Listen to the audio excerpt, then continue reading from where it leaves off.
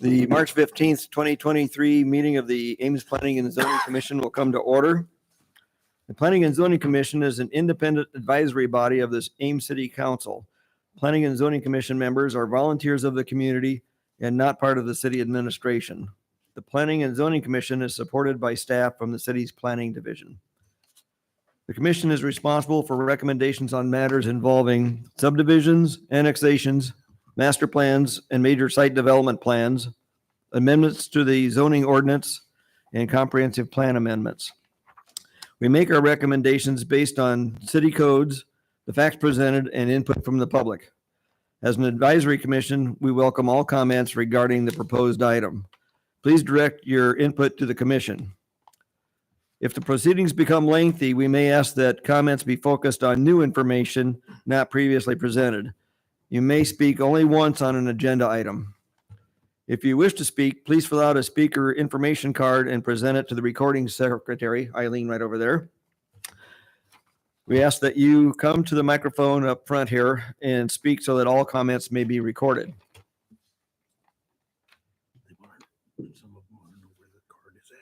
Oh, the cards are out there on the table just outside the door. I'm sorry. The order of the proceeding for each item on the agenda will be as follows. City staff will present the staff report regarding the agenda item. The commission members will have an opportunity to ask questions of city staff, and then the applicant will be invited to make a statement regarding the request. Then commission members will have an opportunity to ask questions of the applicant. Then members of the audience will be invited to come forward and offer comments and questions. Once public comment is closed, city staff and the applicant will have an opportunity for concluding remarks. The commission will discuss the application based on all presentations and any comments given and come to a recommendation for the city council. The discussion may include further questions of city staff and the applicant for clarification. And with that, we'll move on to the first agenda item, which is the introduction of commission members. Julie Winter. Mike Sullivan. Mike Clayton. John Emery. Mike LaPetra. Jim Lickenstorf. Okay. You have the approval of the agenda is next. You have that in front of you. Are there any comments, or would anybody like to make a motion to approve? So move. Second. We have a motion and a second. All those in favor say aye. Aye. Those opposed say nay. Item 4 is approval of the minutes of February 1, 2023. And you should have those in front of you. Is there any discussion? If not, I would ask for some sort of motion. I'll make a motion to approve. Second. We have a motion and a second to approve the minutes of the February 1, 2023 meeting. All those in favor say aye. Aye. Those opposed say nay. Okay, moving on. The next item on the agenda is a public forum period. At this time, we would ask that anybody that has something to address or questions that are not regarding an item that's on the agenda, that now would be the time to come forward. Is there anybody that would have any comments or questions they'd like to discuss not related to the items on the agenda? Seeing none, I'll close the public forum. Item 6 is the public hearing on the planned residence district for the Bluffs at Dankbar Farms. And with that, I'll turn it over to the city staff. Good evening.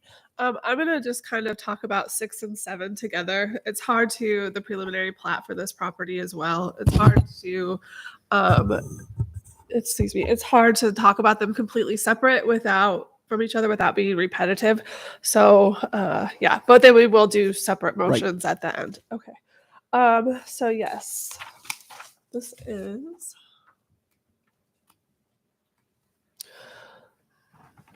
So this is the property in question. It hasn't been that long since this was before the board for a master plan, a rezoning, and a minor final plat. It was back in December. So we're still talking about the same area of land. The biggest change to this evening. So this is the rezoning change. So the biggest change is just changing this from FSRL, this kind of tan piece, to PRD. So this will still say FSRM as it did in the previous rezoning and master plan that you saw. And this is still saying ag at this time. So really the PRD is really just looking at this. The preliminary plat goes a little larger, but that's mostly because we have to include improvements and the timing of those improvements for the overall development. There isn't really a good plat drawing that shows all the details because it's quite large, but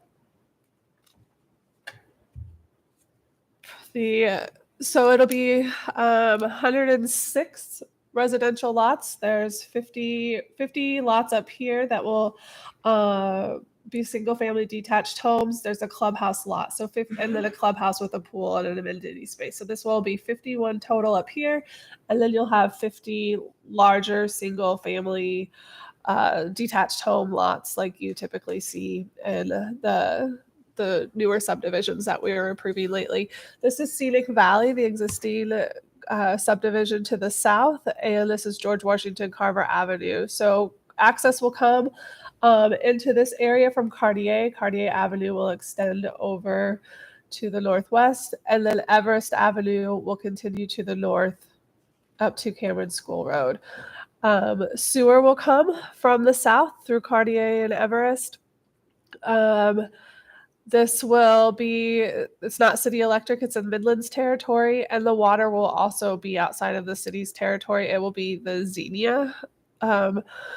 Xenia Water will serve it. This is one of the first developments that will be allowed to have Xenia serve it and be within the city limits. And we have an agreement with Xenia that all the water pressures, the infrastructure, the mains, the hydrants, all of that will meet city standards. It will just be their water that flows through the line. So even though it's owned Xenia, we will review it to make sure that it meets our standards.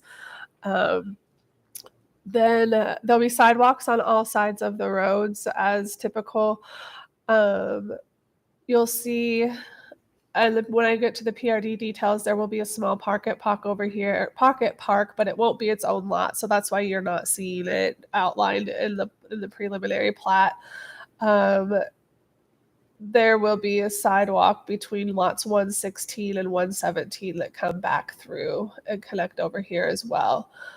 Everest will not, the timing of Everest, they'll run the sewer up, so they'll do work in that area that will be Everest eventually, but it actually won't be paved and go through until a later date. And then those future connections, this FSRM piece, how it connects where to Everest, and then that road that's required to cross this ag site to connect to George Washington Carver, that will all be done with future final plats, and those are conditions of approval of this preliminary plat that we included in the recommended motion. There'll be, as these streets go in, there'll be turn lanes and intersection improvements along Cameron School Road and George Washington Carver. There will be sidewalk from Everest out to George Washington Carver. The applicant, the preliminary plat, does describe a sidewalk waiver request that the applicant has asked for, and it would be for this stretch of sidewalk. These are existing county residences, and these two are also existing county residences.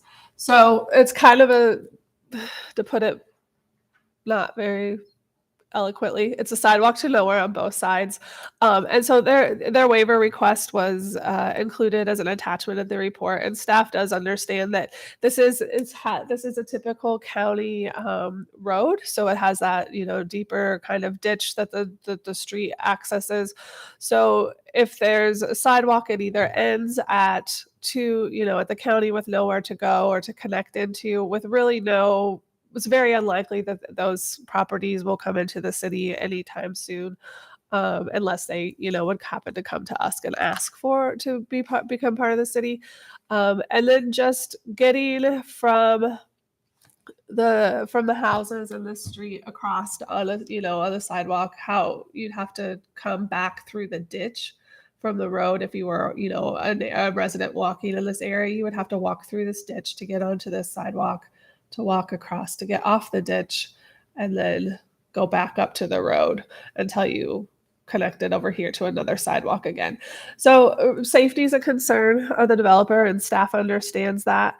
And so I think that we're agreeable with the waiver request. If that is something, I think we did even address in the staff report that possibly you could do a sidewalk just on this side of Erickson Avenue, and then it could maybe cut back in and connect back here.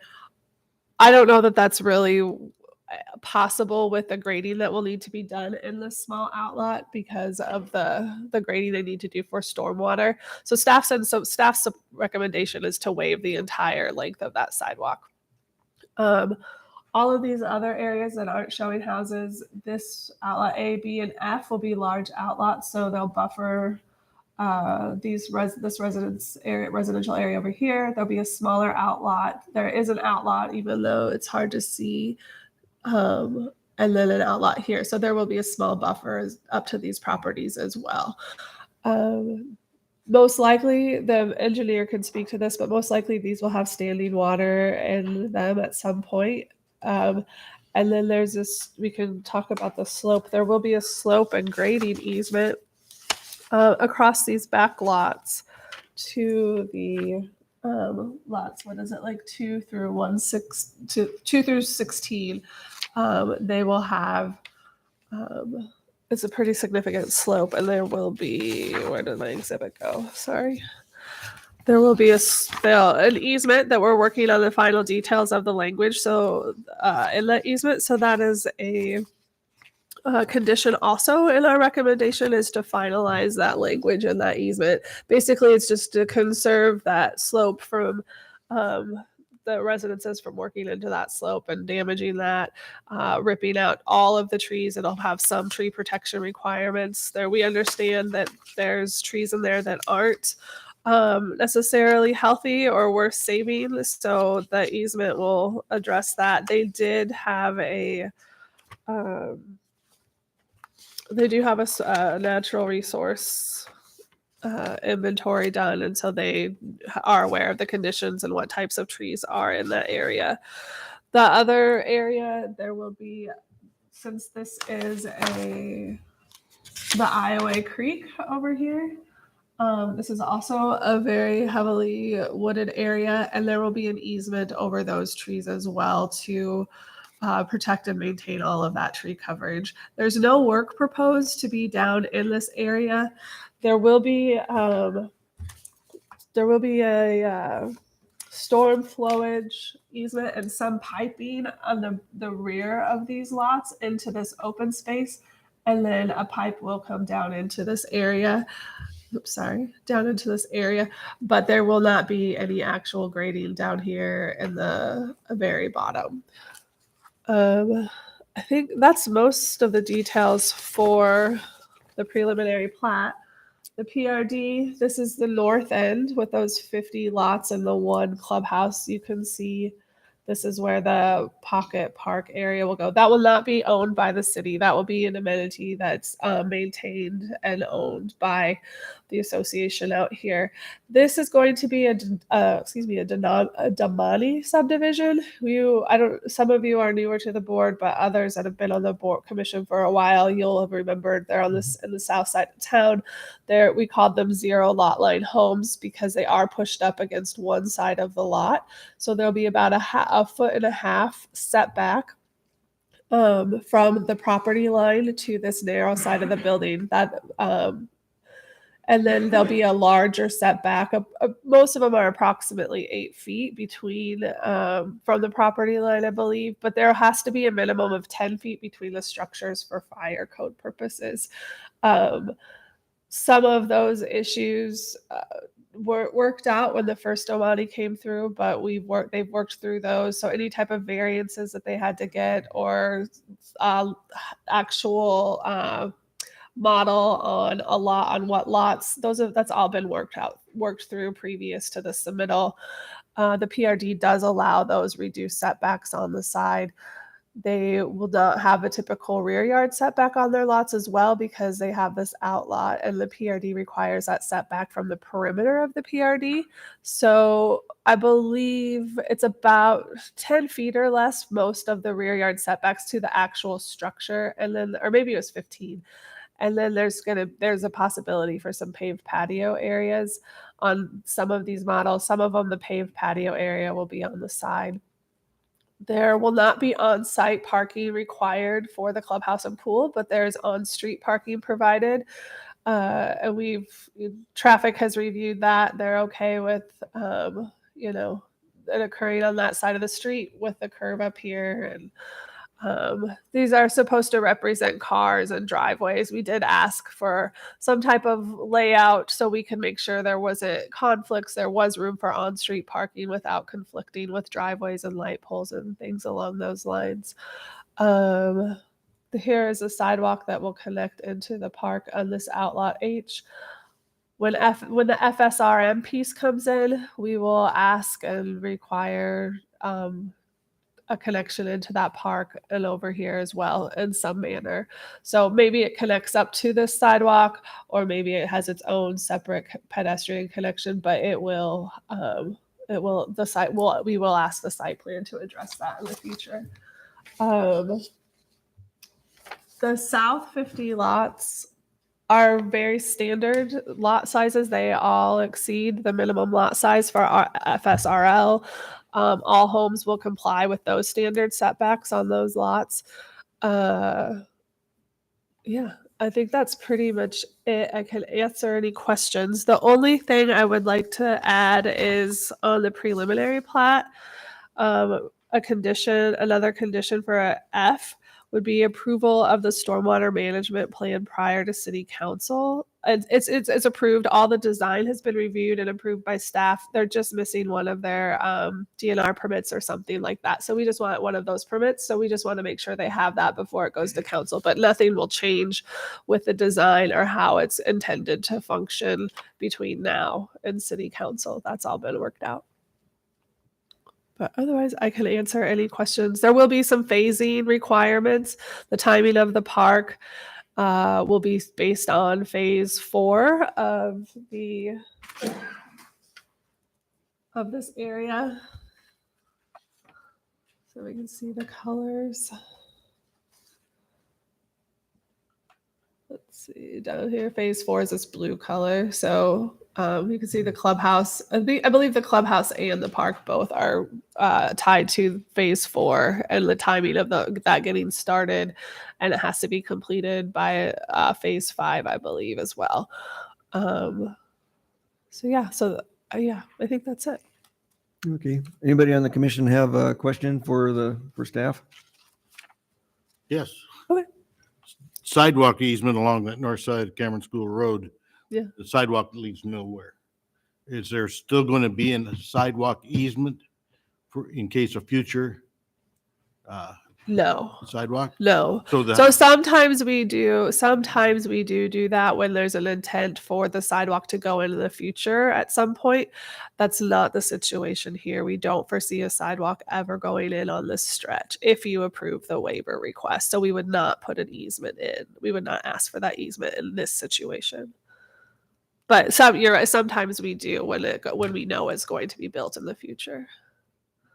So the houses can go right up to the lot line in the back, or no, it's 10 feet, isn't it? That is the perimeter, so they will have to follow the typical FSRL setbacks on those few lots. Because these will have the standard rear yard and side yard setbacks on these couple lots. Okay. So if at some point the city or county, they change that to a more standard urban section with curb and gutter, there wouldn't be any sidewalk then at all. Correct. Okay. Correct. Are there any other questions for staff? Yes. Okay. garage setbacks. I thought Uh-huh. the city was going to not have the garages forward in any of the new They are developments. not.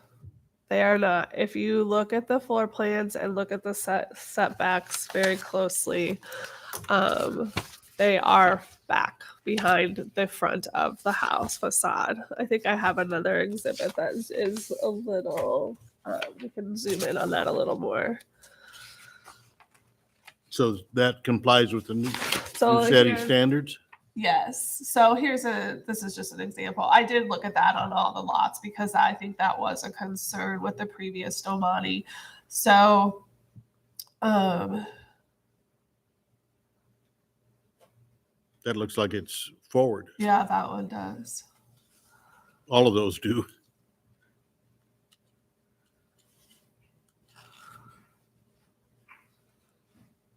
Yeah, we'll have to look at that model to see which floor plan that model is and see how that was addressed with Domani, because you are correct, that was brought up. I thought that I had checked all of those. The purple models, they all comply with that standard because this is the front of the house. So just by having that little porch is on the a- front, it comes into compliance. It does, yes. Okay. And then on the Demani, in the south, we had problems with the overhang on the zero lot line. Yes, that has been addressed with that 1.5 foot setback. So that 1.5 foot will go up to the wall of the house, but that allows for the eave to overhang in that 1.5 foot. Nothing will cross the property line. Okay, because that's what we had the problem with Mhm. Yes. before in the Demani. Yeah. We had to come back at. Yeah. I know Kelly and I discussed, do we really want to call them zero lot line homes anymore since they are 1.5 foot off, but since the eave can be as up to the property line, and we just left it to make it less confusing, or maybe more confusing. More I don't know. confusing. And then street parking on the map, is it just going to be on one side or is it both sides? Typically, newer subdivisions are one side of the street only. But there's no how do I want to say it? There's no requirement it to be On both sides or on one. There's a street section in our subdivision code with on-street parking regulations that Public Works administers. I don't know if it says it has to go on the north versus south or east versus west, but typically we see it on one side only in subdivisions. And So then- okay. And then where it shows where the sidewalk to nowhere is supposed to go, there is no street access to Bloomington or Cameron School Road. Yes, so Erickson Avenue will be a new street, and it will connect, and that connection will line up with the Bella Woods Drive Road. So there will be a street access Okay. there as well. Just didn't look like it. Looked like just for the sewers. Yeah. So there'll be, on the north side, there'll be 2 access roads into the subdivision. Yes. Everest would be built later, correct? Yes. Everest won't connect until this phase, which is on their phasing plan, their final phase. That will be the timing of this Everest. Mhm. Oh, I should mention too, since this is such a long stretch of road and fairly straight, they are going to put a speed table at this location, just to kind of deter speeding. And then once this connection across this outlot is determined, there'll be another one at that location as well.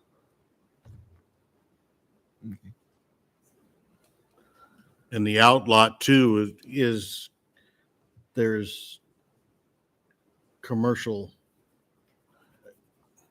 You Some will see. commercial design is You will see an amendment to amend the Plan 2040 to remove that commercial node coming up in probably maybe the next meeting or two meetings. And just went to city council last night. They approved, they voted to initiate that land use change. So that request is to make this entire outlot, or excuse this entire land use designation as RN3, which is what you see over here on the Plan 2040 land use map.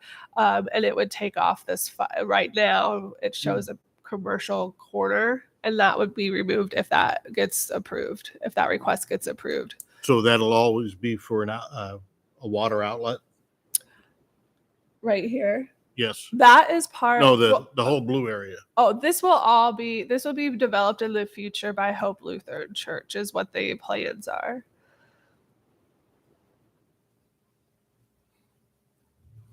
And the sidewalk does come down. There's a large gas main, high pressure gas main easement through the middle of the site, north south, and there is a piece of like equipment or a small shed here, and so that sidewalk will come in and go around it.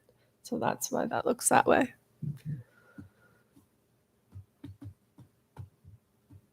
Okay. Are there any other questions for staff? I just had one. I'm pretty pleased to see that you guys are doing the tree easements on Mhm. there. I know I've seen in some other developments that it's nice to put it in, but sometimes there's a problem with enforcement of that. And especially if you get to the development point, I'm curious, what's the enforcement of that for the city? Who enforces it? And what's the penalty? And That's something that we're talking about because there's really not even like there's really no physical delineation. In the built, when you build out your lot, it's just on a piece of paper. So most people, especially once the home is resold, does not even know that it exists. That's something we've talked to the engineer, the developer about. We've talked about some type of marking or signage, and they can maybe speak to that if they have a better idea, maybe. But in the past.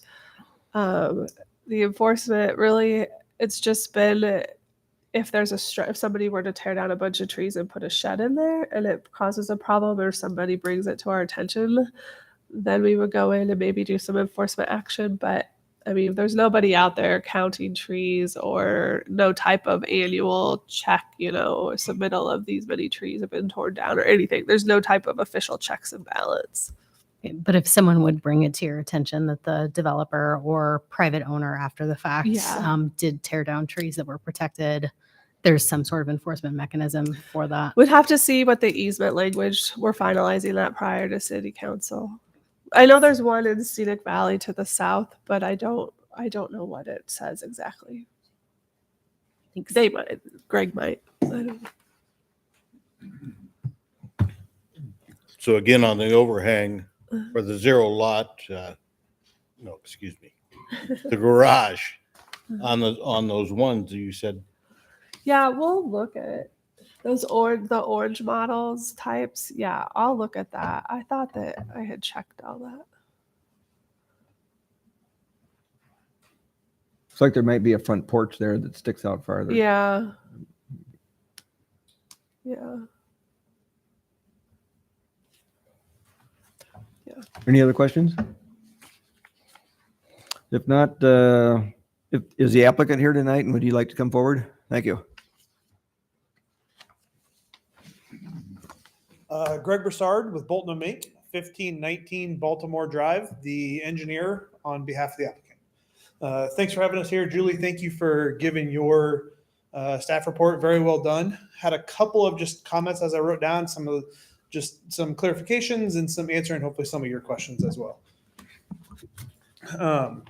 Julie did a great job of kind of discussing the overview of the subdivision. We're really excited about using the PRD to really get the variety of lots. We're going to end up with those smaller zero setback, whatever we want to call them, lots, the Damani style lots, while we get traditional single family and some larger lots up against those trees. So we're going to have a good variety of size of lots and type of houses to be able to sell in Ames.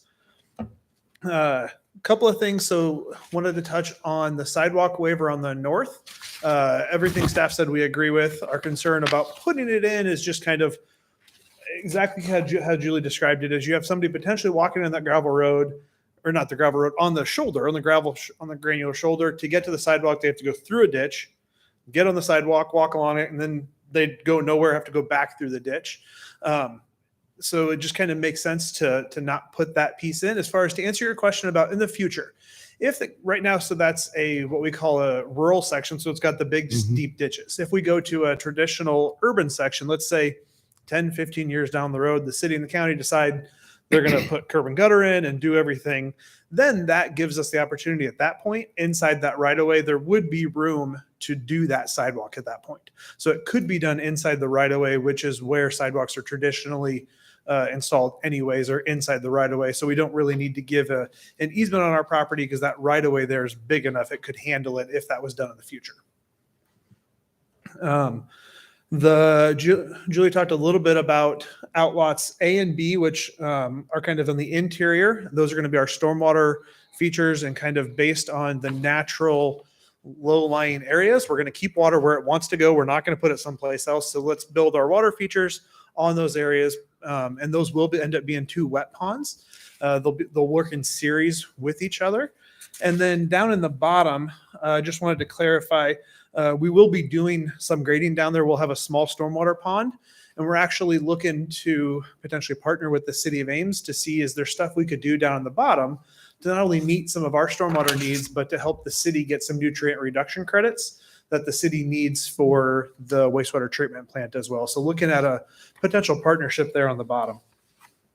Also on that bottom, Julie said we did the natural resources study. So we had another subconsultant of ours. They went out and looked at everything out there, what's been there for a long time, what's newer growth, and tried to protect as much as we could that is old growth as far as the forest. And down in that bottom, next to Iowa Creek, there definitely is some long-standing old growth trees, and we want to protect those. We're not going to let anybody, there'll be a full easement over those with no cutting allowed at all. To give some more background on that slope protection easement, to answer some of those questions. So what our proposal is the way the easement will be very similar to what Scenic Valley is written. Essentially says ash trees or dead trees can be removed.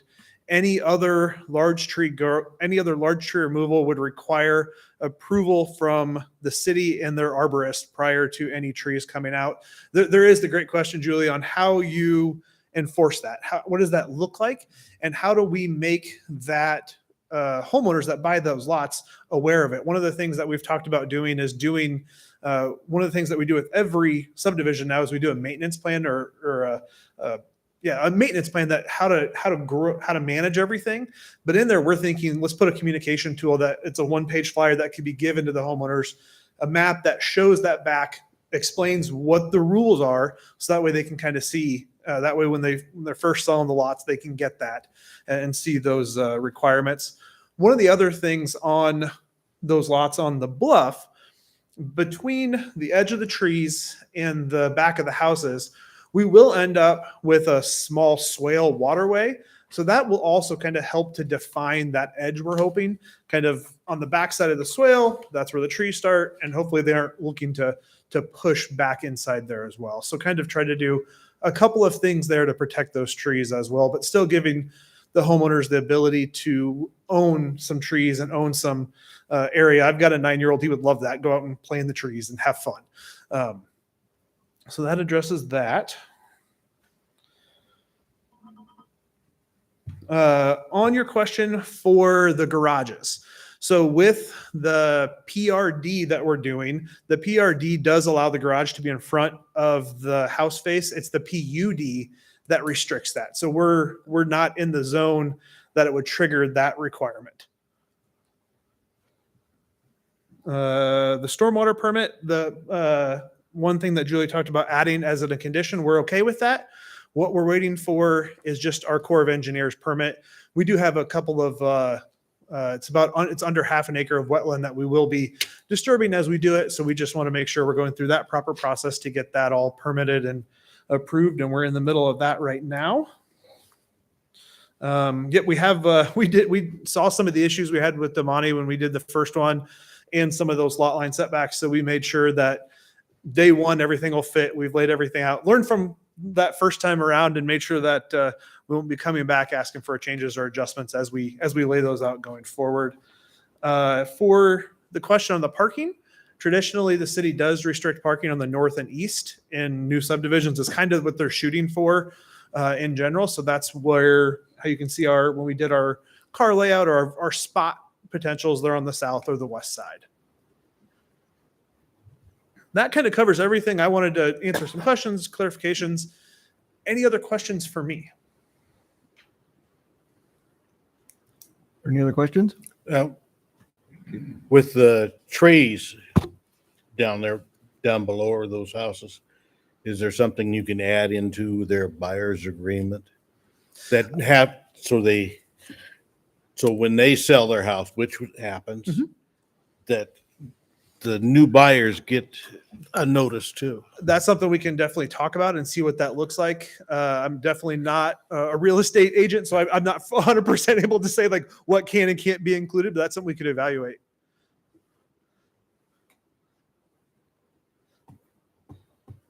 Any other questions? Okay, thank you. Thank you. I do have a question for her again. Okay. The setback or the garage Uh-huh. setback, he says it's not required. Yeah, he's correct. The P, But P- like we talked about this at length. How many meetings ago? but that one is a PUD. This is a PRD. The PUD code is new. I haven't even done a project and with that part of the code applying yet. We've only done like one or maybe two so far. But the PRD, yes, because the PRD allows you to have deviation from that base district. So those base district requirements. But I thought Kelly was saying that this is what Ames wants to be, is not have the garage to be the focus of the house anymore. Well, I think that it depends on the neighborhood and the style of the house. I wouldn't put that. Maybe he's made that statement. I'm not aware that he's made that statement, but are you thinking of the front yard parking and driveway discussions we've recently had? No, he was saying that in my house, Yeah. the garage is forward of the living, and he was saying that Ames wanted to get away with that, get away from that, and bring the house forward and the garage behind the front of the Well, house. in the FSRL standards, so if you had like Scenic Valley to the south, that is FSRL. That would apply there. That code section requires the garage to be set back further than the front of the house. A PRD allows you deviation from requirements. That's how they're allowed to do this zero lot line, and not have the typical setback standards. And then for example, and so this is another one of those site regulations that they're allowed to deviate from because it's within a PRD. So the garage setbacks that they want means nothing. Well, I wouldn't say it means nothing. If you look at the models, and there wasn't a exhibit that was included that had the floor plans and the models, so you can see kind of that deviation better.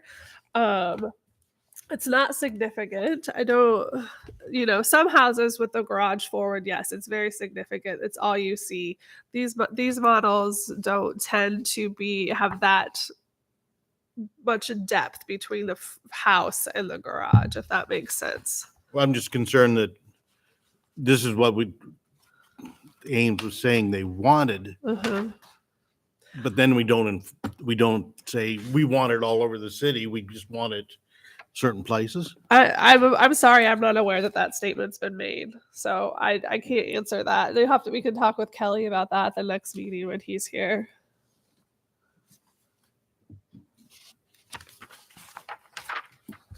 I mean, it did not come up in our discussions with this project. And Kelly and I talked at length over with this project many times, So here you can see in this example, they're they're practically even, maybe a foot or two more forward. Yeah, and I understand. I was looking at the plans, and I didn't think they met what was wanted. I just don't want to have to. I mean, I don't even know if there's this one. I don't even know if this model is 5 feet difference. I understand what you're saying. I'm just trying to say design wise, it's not a significant deviation. It's not like, some models that exist, some homes in certain neighborhoods in Ames, yes, the garage is all you see when you drive down the street. I don't believe that's the intent or the case with these floor models, but So there's nothing that can be addressed about it until Kelly gets back, or right. I mean, I don't. so we should postpone this. Well, I think don't. They comply. the code states, well, I understand what you're saying, that they've said it previously, but you have to follow what the policy states. And if the district is as such right now that doesn't have that requirement, then our recommendation would stand because we're complying with the district. I understand that the PUD in this is different. Kelly may have made that statement. To my knowledge, it's not a citywide requirement. For new housing. I understand Yes. it can't be for old housing. Yes.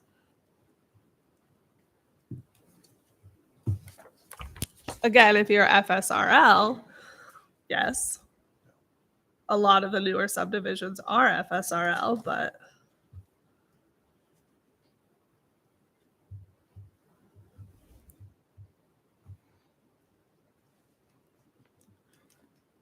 Can I give some clarification on that one? Go ahead, yes. Okay, so for the Damani houses, we're going to have 6 models available for residents to choose from. With the Damani house, those floor plans are set. We can't change them. Of the 6, there's only one, and that happens to be the orange one that we showed everywhere, that the garage is in front of the house. And it's by about 3.5 feet at the most. But that's one of 6 that they can choose from. The other 5, the facade of the house is forward of the garage. So it's just one of the 6 options. So with the PRD, the garage extending up front of the house, it is allowed.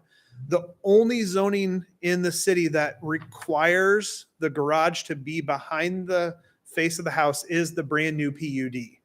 FSRL does not require it. It does have a 20-foot setback to the face of the house and 25 to the garage. So it means your garage has to be 5 foot back further if you choose that. You can put your house 30 foot back and then the garage is in front of it. So there's no requirement in FSRL that's true. that your garage has to be behind the face. There's flexibility there. So when you see, if we weren't doing a PRD and we were just doing a normal FSRL, the way it's zoned today, we would be able to have those garages forward of the face of the house. As long as the garage is at least 25 foot setback, the house could be 30 foot setback to the face. The PUD, which is, I believe Kurt's used it on one of his projects. Ansley is using it. Those ones are I think probably the 2 that have been passed in the city, and those do require the face of the house being forward of the garage.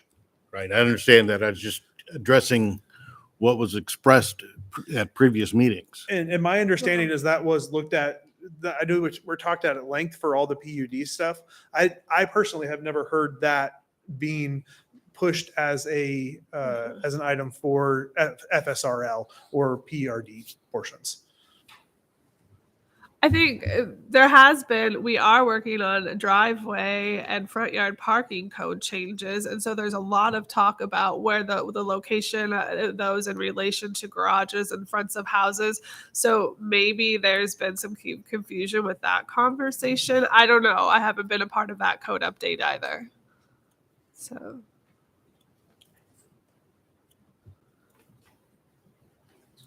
Everything I asked can't be Okay. answered. So Yeah, okay. Are you with the public or are you with Friedrich? I'm Friedrich. Oh, okay, go ahead then. Okay. You're Thank still part of the applicant, yeah. I am. Kurt Friedrich, Friedrich Companies, 106th Street here in town. Julie, could you please put the other exhibit up that shows the preliminary plat with all of the lots, including the LCH site? Perfect.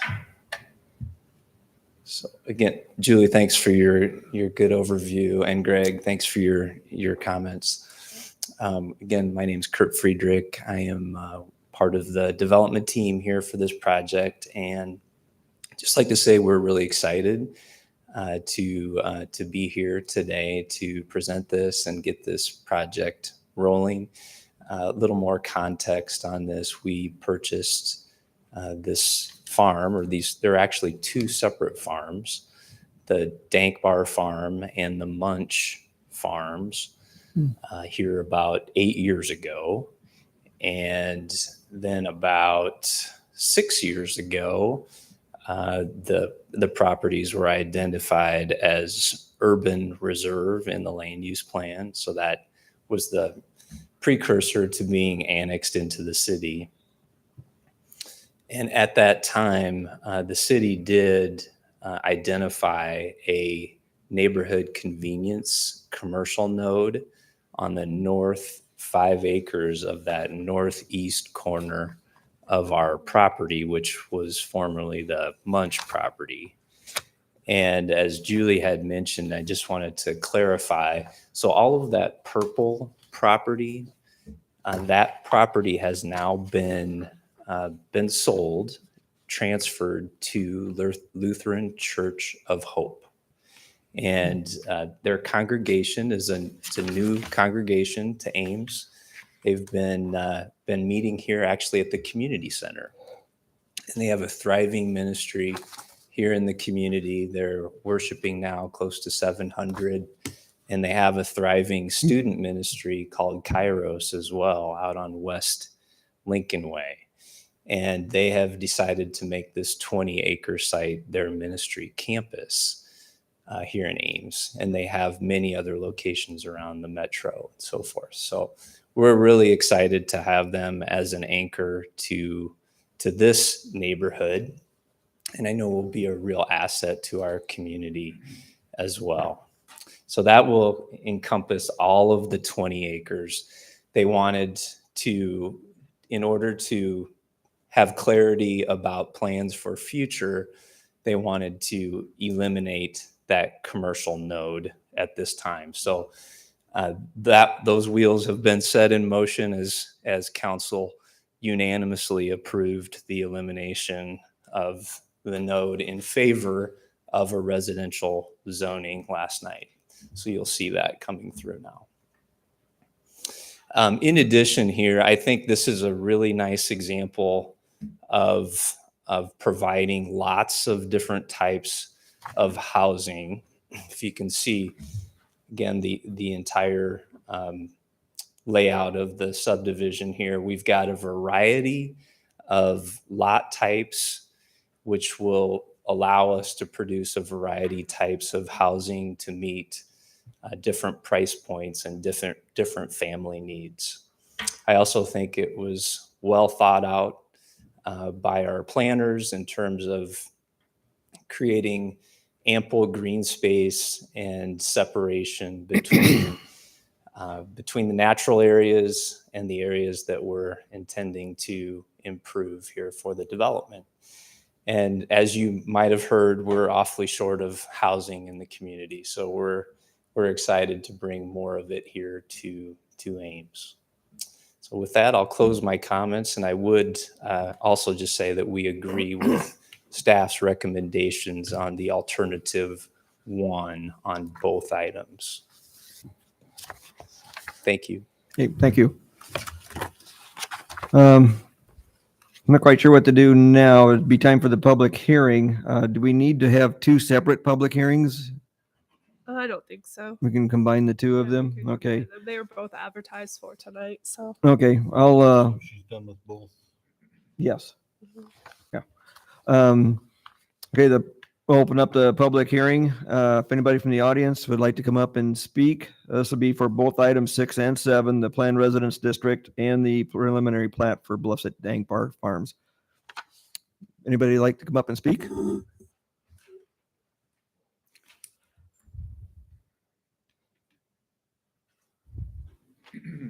And if you'd state your name and address, that'd be great. My name is David Thielen, 3974 North Dakota Avenue.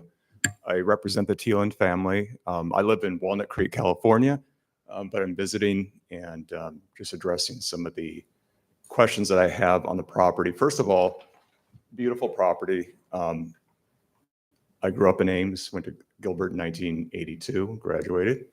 There was nothing out here like this when I graduated Gilbert. It was county roads.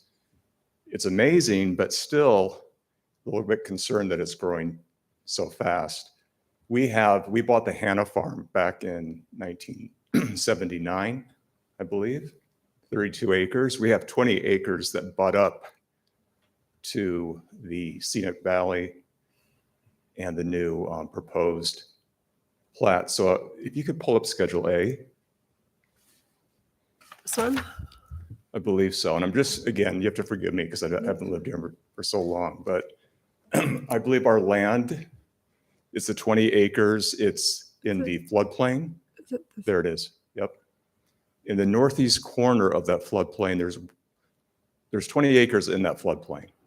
1.2 acres in the northeast corner, right in that upper corner, is not floodplain. So I'm trying, again, I'm new here, so I'm trying to see how that relates to the property, because it's my understanding that that 1.2 acres could be zoned for residential. And I'm checking with the county right now as we speak. And she is looking into that, but could you blow that up? Because I take Yeah. a look at it. I believe that's designated as a natural area. It is, it's in the fringe. Yes. And by the way, we're very protective. Your point about trees. We've had residents from Scenic Valley that want to buy that 20 acres. We've said, no, we're not here to sell it. We may not even develop on it. Because again, there's only 1.2 acres that we could even consider to develop on it. But I want to make sure that we're not landlocked. And I want to make sure that we preserve the beauty of that land. And again, we've turned down offers to sell it. We have 12 acres in that yellow section where we've actually developed. We moved a house from Iowa State University back in the 1980s onto that land. Very protective of that land. But the 20 acres, it looks like on that map, we're somewhat landlocked. Do you not own? We This do own is- this, yes. So you technically have frontage right here. And then you would, if you were to develop, that's where you would take your access from, unless you could get access from Scenic Valley or this development. I don't know how you do that. Okay. But I was looking, see the land use. I thought the land use plan designated the entire area as natural area, and we wouldn't support development. I'm looking into that right now. Okay. Yeah, because there was, from my understanding, there was an agreement. I'm not sure if it was with the city or the county, where we would have the right, grandfathered, if you want to use that term, to potentially develop a residential 1.2 acre plat. And again, it's very limited to what we can do on that land. But again, just looking at that, there'd be no way we could access what you just pointed out on the map. If we were to build there, we'd be landlocked, for what I could see on this map, unless I'm mistaken. No. Yeah, because you're correct. Today, since there's no streets that outlet into this parcel or dead end into this parcel, the only access you have is across your own property to the west, and then, but I don't know that we would let it go through the floodplain and floodway. Would that be a city or a county issue? It'd be kind of both, because we have a fringe plan agreement between the two, and we both review things together in a situation like this. But it would be county regulations at the end of the day. The county, okay. Again, I wasn't even planning on coming up here to speak, but then I saw the maps. And again, the residential area that you're building out looks beautiful. Scenic Valley is very nice.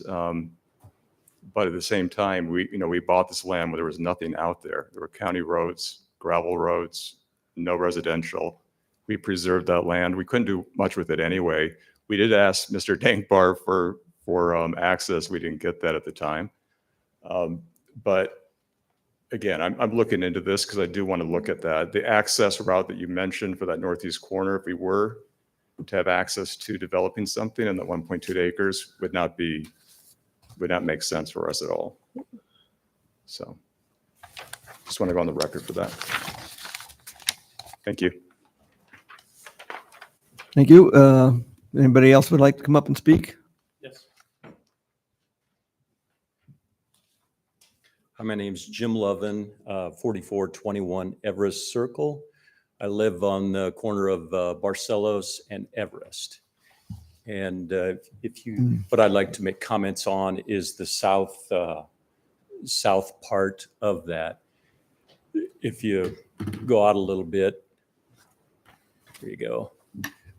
If just looking at the way it's plotted, I think it's very natural. And I know if I were to build a house and live there, I know which way I'd get to Ames, and it wouldn't be up through Cameron School Road. Done a nice job, and I think for the north part, that'll be nice with Cameron School. I think it's going to get a stoplight there, which very much is needed. But my concern is on the 55 homes that'll be built there. I'm guessing a majority of them are going to funnel out through Scenic Valley and out on Barcelos. And right now, 7:30 in the morning to get onto Barcelos, to go into town or to go north out of town, it's busy. And that's right when the school kids are getting on the bus, 7:20. And if you add 55 residents to that, I think it's very congested down Barcelos out to George Washington Carver. And I don't know if you can do anything about it, whether you can put it in speed bumps or something like that. I don't have children, but there's a bunch of kids in the neighborhood. And that's just, and then with George Washington Carver, there's a pull-off if coming from the north, but there's nothing, not a pull-off coming from the north, but it'll get hectic there on George Washington Carver. I know the speed limit's gone down to 45, but all the way up to 190th Street. But I just want to tell you right now, nobody follows the 45 speed limit. And it's even tough getting across if we want to walk over to Northridge Heights, getting across either on Weston, there at Weston, just because of the traffic going through. And it's going to get worse if you add over 100 homes to the area. So that's a concern I wanted to bring to the council. And if there's something that can be done biggest thing would be, I don't think you're going to be able to alter the traffic, but to slow the speed down would be beneficial through the residential area. And I had one other question. In the northwest corner of Scenic Valley, there's a catch basin there that it looks like it'll almost adjoin the catch basin from the new subdivision. And the water from coming into the catch basin in Scenic Valley is coming from the south. It flows north to that square part in the northwest corner. And the water coming from the new subdivisions probably going to be coming from the northwest to that area as well. And I don't know if whether the two are separate or whether it's been studied if on a 100-year flood, whether that could pose problems if there's a catch basin catching all the water from the new subdivision, as well as if it's going to be flowing into the catch basin at Scenic Valley. So those are my comments. Thank you. Okay, thank you. Is there anybody else that would like to speak?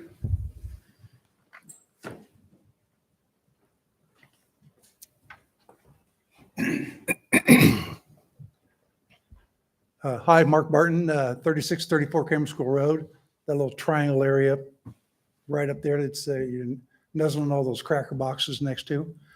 The sidewalk you're talking about there, it's dangerous out there. Traffic's at 30 miles an hour over speed limit all the time out in front of my place. It's not enforced at all. Gravel trucks going by there 60, 70 miles an hour. It's a dangerous road. Will the city of Ames be patrolling that now? Now that that's part of the city? No. The county doesn't do anything. I've complained to them times. I can barely get out of my driveway alive each morning. So technically, this section of road is within the city limits of Ames and it's ours. We usually make agreements with the county on for maintenance and patrolling. I don't know what it is at this street, but it's something we can ask about before it So goes to the- city council. The smaller houses down there, that's not going to be patrolled or won't be able to be patrolled. I don't know who will Okay. without asking what that agreement says today. Because it's a dangerous road, I can tell you. Yeah. He's right about the speed limits are completely ignored out there. I know they just put George Washington down to 45. I do 45 and I got somebody right in my rear end all the way up to Camp School Road. I've got people passing me in no passing zones as I'm getting ready to turn in my driveway. It's dangerous. It's for everybody. You're going to put more houses out there. It's going to be gravel trucks are the worst. So also these catch basins they're talking about, I take it that they go progressively lower in elevation that way.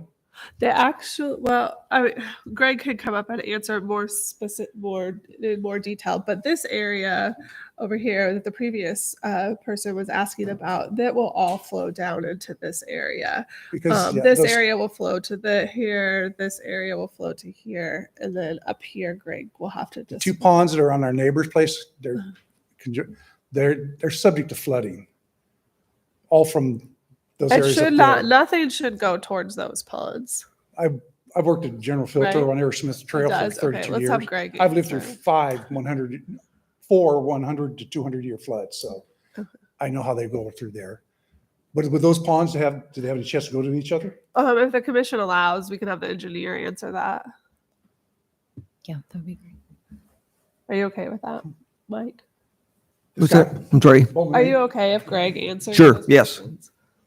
My company works with them quite a bit. Once again, Greg Broussard, Bolton and Mink, to address those questions for stormwater. So ultimately, the northwest corner of Scenic Valley, they've got a stormwater management pond there.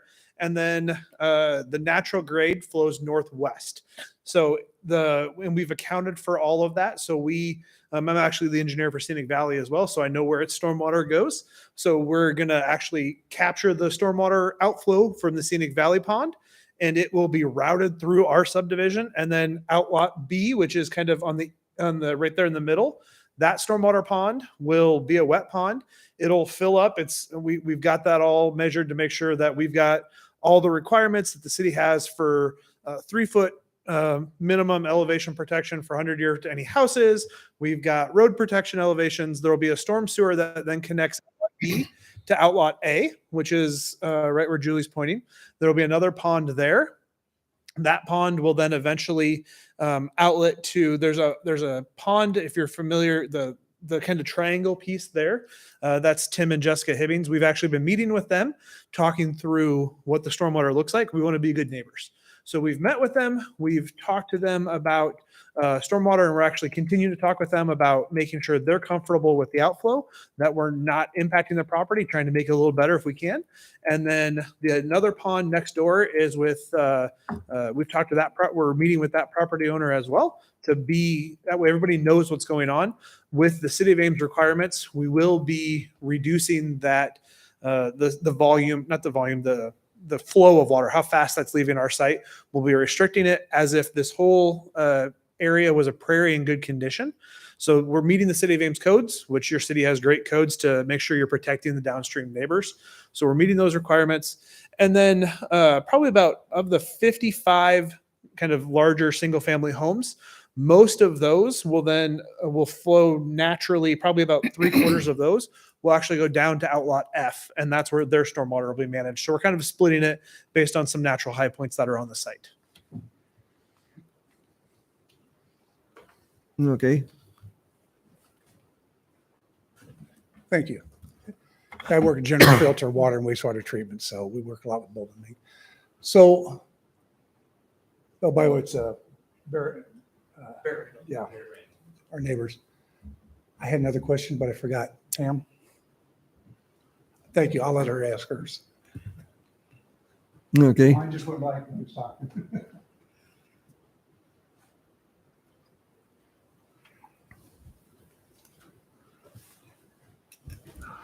I'm Pamela Jones, and I'm 3634 Cameron School Road. So again, just back to the traffic on Cameron School Road. So the outlet that you have, the 2 to Cameron School Road, have you specified anything that the traffic will be reduced along there to accommodate those outlets? Or how have you met with the traffic control, traffic? Well, there'll be intersection improvements. There'll be turn lanes and widening, and that a light will go in at some point in the future at George Washington Carver and Cameron School Road intersection. There will also be another connection that will connect from George Washington Carver over to Everest here, but that exact location will not be determined until this comes in for site plan review. So there'll be another access here as well for people to connect into Everest and get through that way.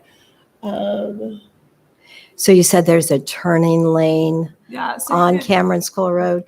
Could you? Well, there is on George W. Carver, and these gray areas. Sorry, I'm trying to That's where that shows the general area where traffic lane and intersection improvements are going to be made. So there's no additional turning lanes on Cameron School Road? I don't remember. Yeah. No. Greg. Sorry. Yeah, go ahead. Thank you. So I can talk a little bit about some of the traffic improvements. So the city of Ames hired a separate consultant to do a traffic study on this. They did their traffic study based on existing volumes and then the proposed volumes that this subdivision will generate. That report came up with multiple recommendations, and we're following that report. So the first thing on Cameron School Road. So where Everest is going to tie into Cameron School Road, between the end of the north end of Everest and GW Carver, there will be a dedicated left turn lane. And then ultimately at that intersection, there will also be a signal there. That signal is a city responsibility. The developer's paying some of that cost, but that'll be a city responsibility when they deem that necessary to go in per the developer's agreement. And then on GW Carver, we'll be essentially widening that entire roadway to add a center turn lane, the entire length, depending upon our access points for Outlaw and CZO, kind of determine that south end. On Erickson Ave, so the very far west street where that ties in to Cameron School Road, based on the traffic study, the projected volumes there's no recommended improvements at that intersection as far as on the existing roadways. It's just east towards the intersection where those recommended improvements were. Okay.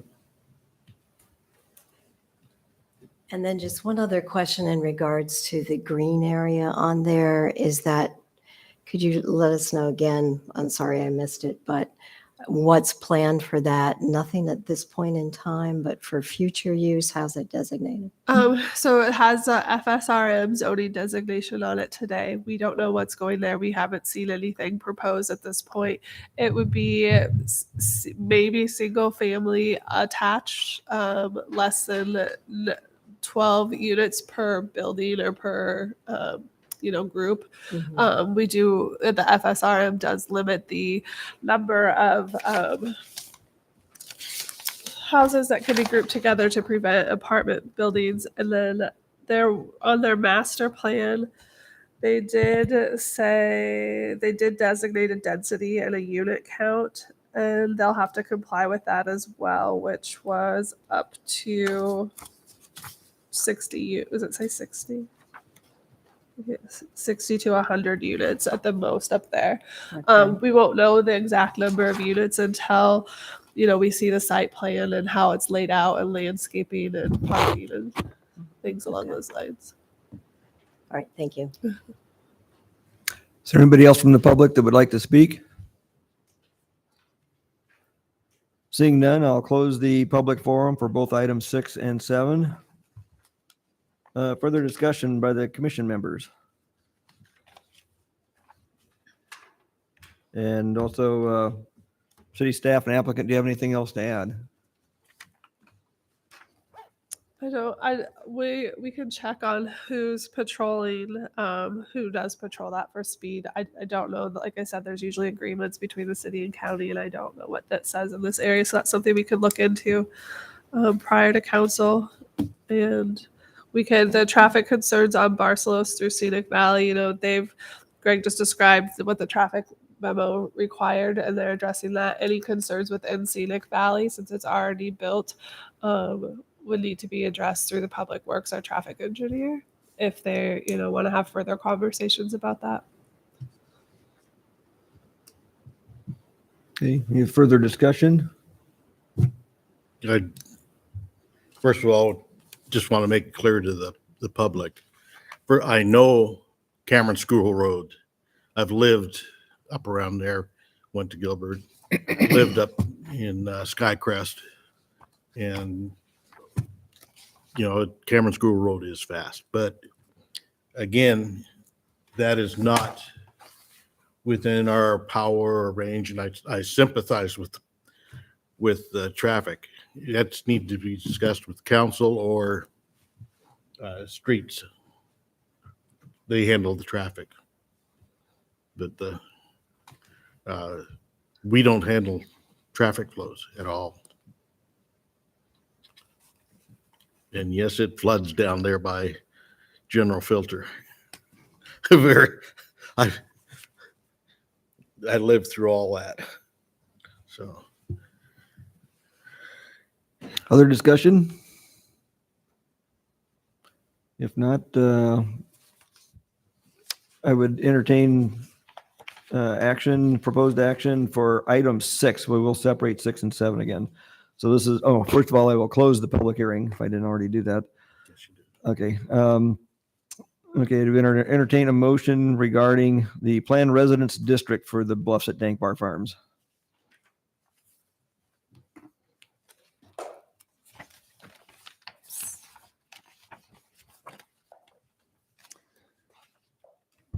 I would make the motion for alternative 1 to recommend that city council approve the following request for the property. I don't know if I have to necessarily read all that out, but I'm just going to abbreviate that and say A and B along with all the conditions listed out in B. A second. We have a motion and a second. Is there any further discussion? If not, all those in favor say aye. Hi. Aye. Those opposed say nay. Motion is approved. The next item 7. This would be any other discussion on the preliminary plat for the Bluffs at Dank Bar Farms.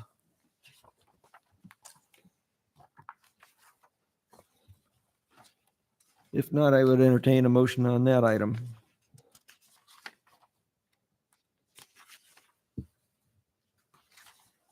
Is point of order, I guess.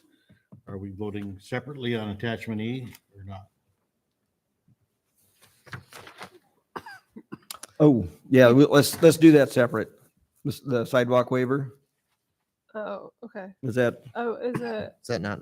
I thought it was a condition. If it's B and 1A. So if you Okay. recommend, if you do recommendation alternative 1, it's already included as one. okay, it's already included in there. Okay. And that one is to waive that entire section across the frontage.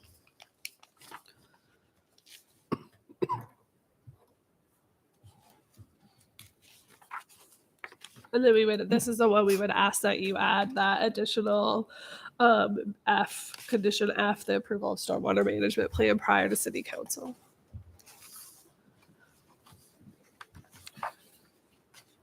Oh, say that again.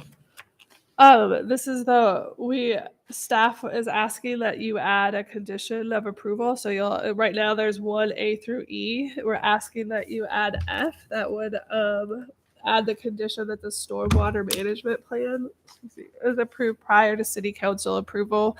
And the presentation earlier, I said all the design has been approved. They just need that Corps of Engineer permit. Okay.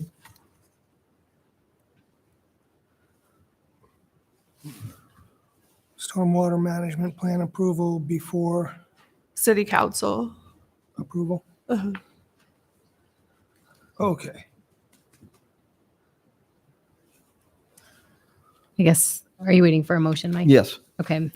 I would make the motion that we go with alternative 1. The Planning and Zoning Commission can recommend to City Council approve the preliminary plat for the Bluffs at Dank Bar Farms development located on the side of southwest corner of George Washington Carver Avenue and Cameron School Road, contingent upon approval of the proposed PRD and all of the options A through E, in addition to F, approval of the stormwater management plan.